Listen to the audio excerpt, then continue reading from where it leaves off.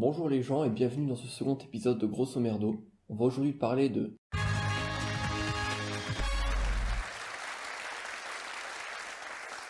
Top! J'apparais dans l'imagerie populaire comme un grand barbu, je veux aider les pauvres en leur permettant de manger à leur faim. Je cherchais à apporter la paix, je suis... L'abbé Pierre? Ferme ta gueule, c'est Henri IV. Putain.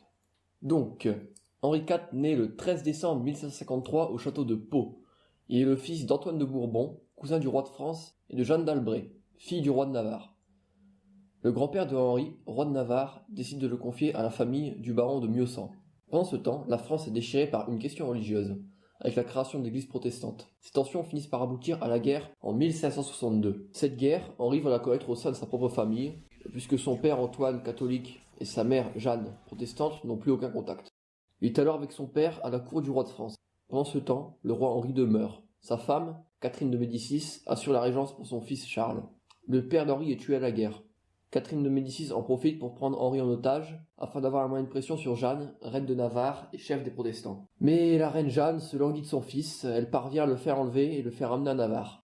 À 19 ans, Henri est marié à Marguerite de Valois, sœur du roi de France. Peu après l'organisation de l'événement, Jeanne meurt. Henri devient donc roi de Navarre. Le mariage a lieu le 18 août 1572. Alors que la fête bat son plein, Catherine de Médicis convainc son fils, Charles IX, de faire massacrer les protestants présents à la fête.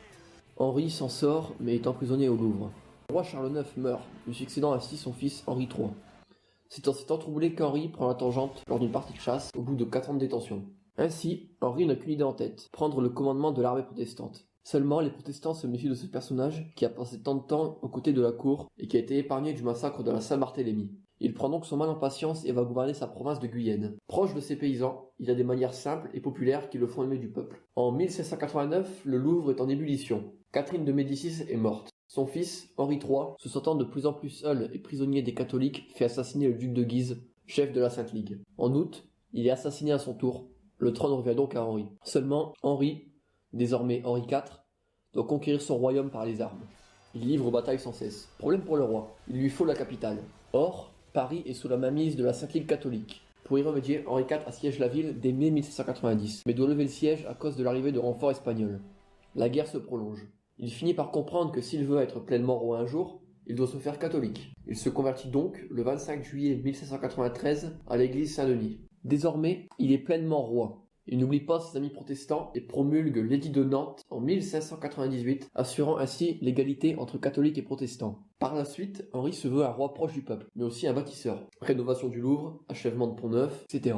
Derrière de faux airs de bon vivant, Henri cache un pouvoir autoritaire. Il jette ainsi les bases de l'absolutisme. Son petit-fils, Louis XIV, reprendra à son compte quelques années plus tard. Son premier mariage n'ayant donné aucune descendance, il se remariera avec Marie de Médicis en 1600. Il tirera de son mariage le dauphin Louis, futur Louis XIII. Mais le 14 mai 1610, une charrette de foin barre la route de la voiture royale dans les rues de Paris. Un certain Ravaillac, catholique extrémiste, surgit et... Allahu Akbar!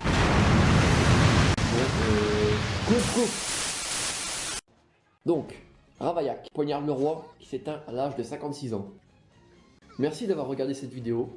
Si elle vous a plu, n'hésitez pas à lâcher un pouce bleu, à vous abonner ou à laisser un commentaire. À la prochaine!